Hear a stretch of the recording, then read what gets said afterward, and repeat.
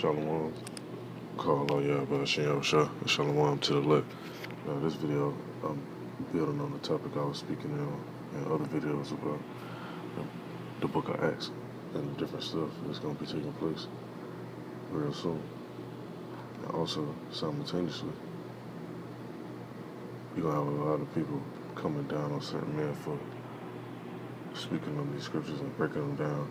And when they're breaking them down, which they already do now, but it's just going to be on a higher magnitude. And what I want to get into is, let me skip past this. What I want to get into is how and why they was trying to kill the prophets in, because they was condemning and going against everything.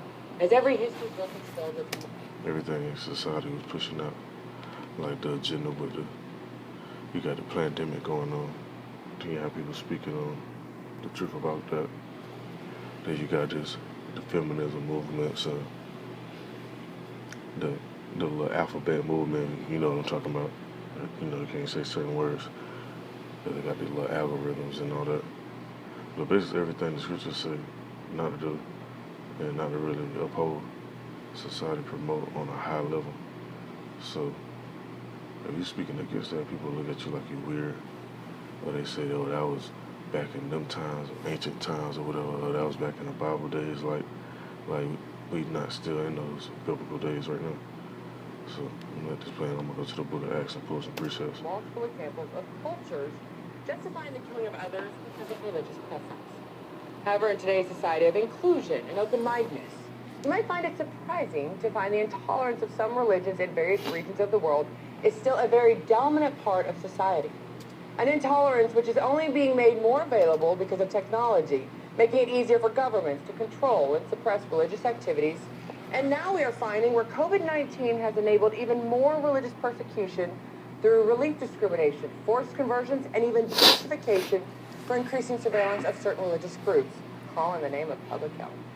On today's special edition of NBH, I want to talk about the present state of religion and freedom in the world today. And why is there not more being done to stop the genocides of certain religious groups around the world by even members of their own faith?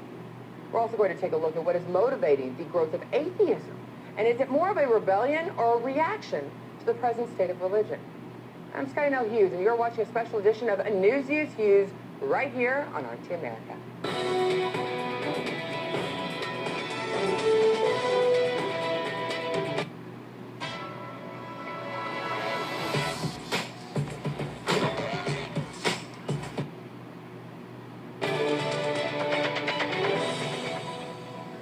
Attacks on religious freedom throughout the world is continuing.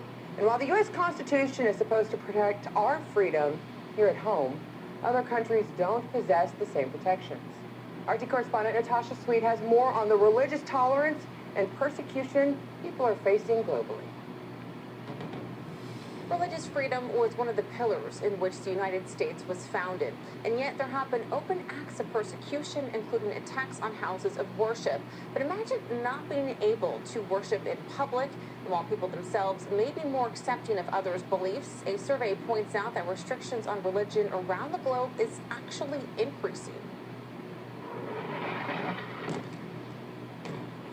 Airstrikes in Gaza shows that a difference in faith can result in violence. Dozens have been injured in Jerusalem's old city of the El Aqsa Mosque compound and its surrounding holy sites. Israeli Prime Minister Benjamin Netanyahu commenting on the continued clashes. This is not a mission that we can carry out without conflict from time to time, with those same forces of intolerance that want to take away our rights. First of all, our rights, but not only ours. To the Temple Mount and the other holy sites, we are determined to ensure the rights of all. The Pew Research Center published an analysis revealing restrictions on religion are ramping up. A whopping 83 countries had high or very high levels of overall restrictions on religion. That's up from 80 in 2015. Let me pause that right there. Let me go down on the history lane, so to speak. What year? I ain't gonna say the word because they probably strike my damn channel for that. What year?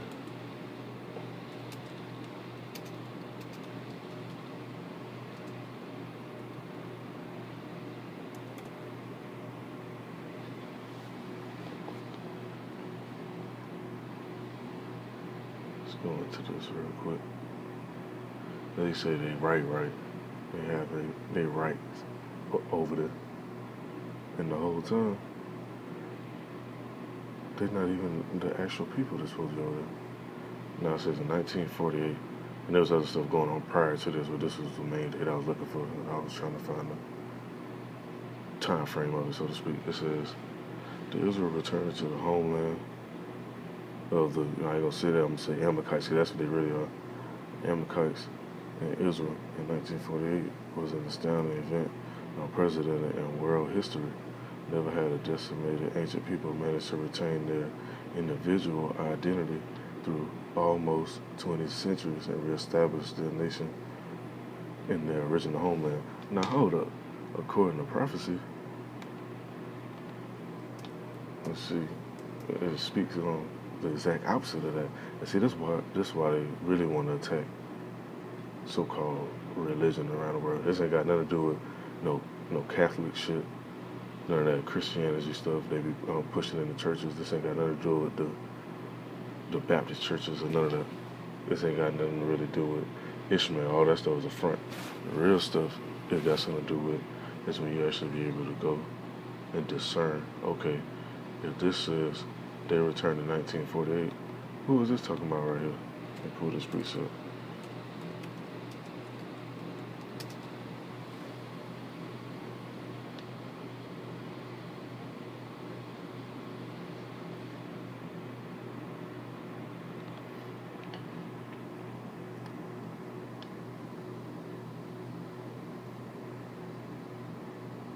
It's in the book of Isaiah, and I got various precepts in mind I want to pull out, so I'm going to just run through them real quick.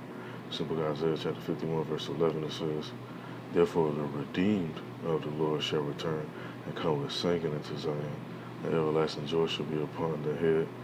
They shall obtain gladness and joy, and sorrow and mourning shall flee away. Now, you look at this video right here, this don't look like no damn sorrow and mourning don't fled away or whatever. Let me run this back. Center published an analysis for the difference in faith. There's like a bunch of sorrow and mourning going on over there. Motherfuckers getting blew up, babies dying and shit. More accepting of others' beliefs. A survey points out that restrictions on religion. Now hold on, that ain't it. Let me run down some more. Pull some more.